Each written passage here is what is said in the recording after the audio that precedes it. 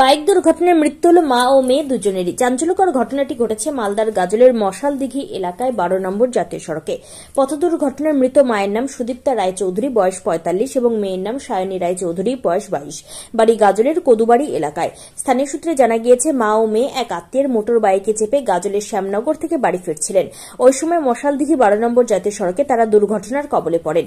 পেছন থেকে কোনো এক গাড়ি বাইকে সজোরে ধাক্কা মেরে চলে যায়। ফলে ঘটনাস্থলে মায়ের মৃত্যু হয় এবং হাসপাতালে নিয়ে যাওয়ার সময় মেয়ে মৃত্যুর কোলে ঢলে পড়ে। এদিকে মৃতদেহ দুটি ময়নাতদন্তে পাঠিয়ে সেই গাড়ির খোঁজ শুরু করেছে গাজল থানার পুলিশ। মোটামুটি রাত তখন কটা বাজে, 9:30 নাগাদ আমি যখন গেলাম, আমার কাছে দোকান বন্ধ করছিলাম, বিদ্যুৎ কাকু আসলো, এসে বললো যে চলো তো সব এরকম অ্যাক্সিডেন্ট হয়েছে। তো এরকম শুনে আমি ফট করে গেলাম আর কি বাইক নিয়ে। তো বাইক নিয়ে গিয়ে দেখি যে ওইখানটায় মানে ওই স্পটে মশালদিঘির একটু আগেই মানে রাস্তায় পড়ে আছে আর কি। কে কে পড়ে আছে?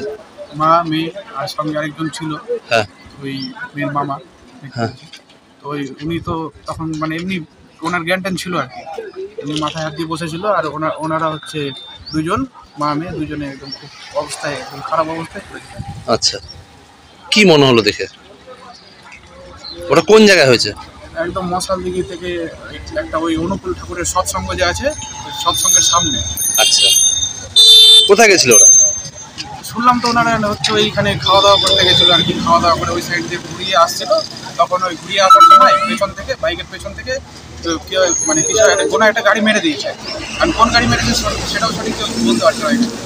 আর মোটামুটি অ্যাক্সিডেন্ট হয়েছিল ওইখানে। তো ওখানকার লোকেরা বলেছিল যে 40-45 মিনিট ধরে পড়েছিল এখানে। তারপর তো ওইখানকার লোকেদের বক্তব্য যে ওনারা তো ধরো ওই আসলো আর কি, ওই অ্যাক্সিডেন্টের শব্দ শুনে আশেপাশের পাড়ার লোকজন এসে তখন মানে আমরা গিয়ে দেখছি যে পুরো ভিড় হয়ে আছে জড়ো। তারপর জড়ো হয়েছিল। তারপর আমরা যাওয়ার পরেই মোটামুটি পুলিশ আসলো, তারপরে ওই অ্যাম্বুলেন্স আসলো, তারপরে সবাই তো ধরে করে অ্যাম্বুলেন্সে নিয়ে উঠিয়ে নিয়ে গেল। মেয়েটা মানে শ্বাস নিচ্ছিল, মার কোনো তাহলে মা স্পটেই মারা গেছে। আচ্ছা, তারপর ওখান থেকে কোথায় নিয়ে গেল? ওইখান থেকে তো অ্যাম্বুলেন্সে করে নিয়ে বেরিয়ে গেল ওইখান থেকে। তারপরে আমি বিদ্যুৎ ঠাকুরে সব অ্যাম্বুলেন্সে করে চলে গেলো মালদায় হসপিটালে। তারপর মেয়েটা যেতে মেয়েটা তো আমি শুনলাম যে নারায়ণপুরে মারা গেছে অ্যাম্বুলেন্সের ভেতরে। যে গাড়িটা ধাক্কা মেরেছে পাওয়া যায়নি? কি নাম তোমার? আমার নাম কেশব বর্মন। কেশব বর্মন। তোমার একটা বাড়ি কদুবাড়ি, বিদ্যুৎ রায়চৌধুরী, ওনার মিসেস, ওনার মেয়ে। গেল কাল শিলিগুড়ি থেকে ওদের একটা আত্মীয় এসছে বাড়িতে, বিদ্যুতের দুঃসম্পর্কে মামা শ্বশুর হয়। এসে ওরা 8:30টার দিকে মোটর সাইকেল নিয়ে বাড়ি থেকে বেরোলো। বিদ্যুতের স্ত্রী আর মেয়ে পিছন দিকে বসছিল, আর ভদ্রলোক গাড়ি চালিয়ে যাচ্ছিল।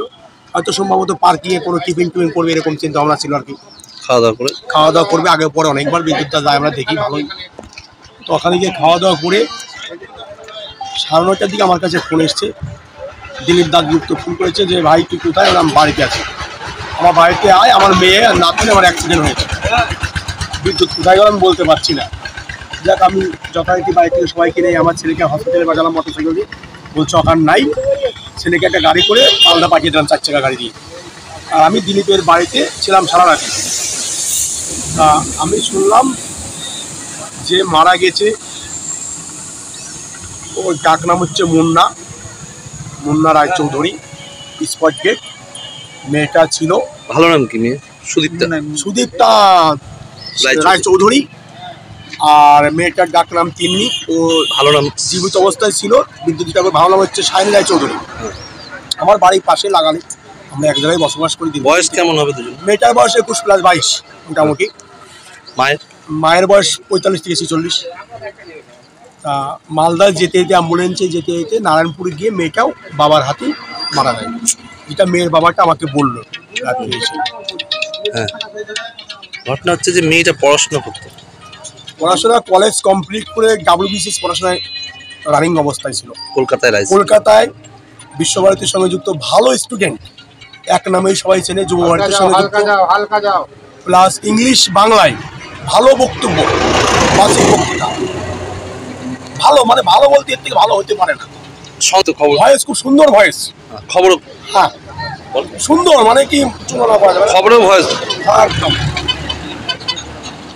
রাজ্য স্তরের ভালো প্রাইজ পেয়েছে, ওর বাড়িতে না হলো 200 থেকে 250 পিস টপি আছে আমাদের দেখা বর্তমানে আমাদের গাজলের একমাত্র নক্ষত্র আমাদের ছেড়ে চলে গেল। আমরা মর্মাহত, আমরা শোকাহত, গোটা গাজল প্লাস আমাদের প্রতিবেশী পাড়া প্রতিবেশী। সকাল থেকে তো প্রচুর ভিড়, সকাল থেকে তো প্রচুর ভিড়।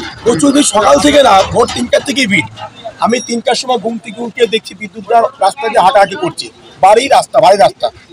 তা আমি নিজে গিয়ে ওকে ধরে আমার সঙ্গে কান্নাকাটি করে সব ঘটনা বললো।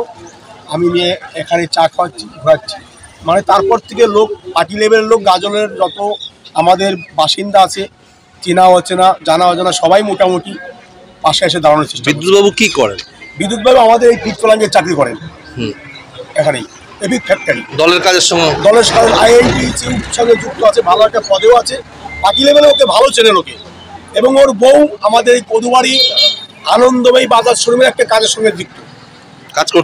কাজ করতেন রানিং অবস্থায়, বেসরকারি যে চাকরি করতেন। মেয়েটা তো ভালো পোস্টেই ছিল মোটামুটি। এই হচ্ছে পরিস্থিতি। আপনার নাম? আমার নাম শ্যামল কবিরাজ, বাড়ি Kadubari. Bureau report, news for Bengal. This channel does not promote or encourage any illegal activities. All contents provided by this channel is meant for educational purpose only.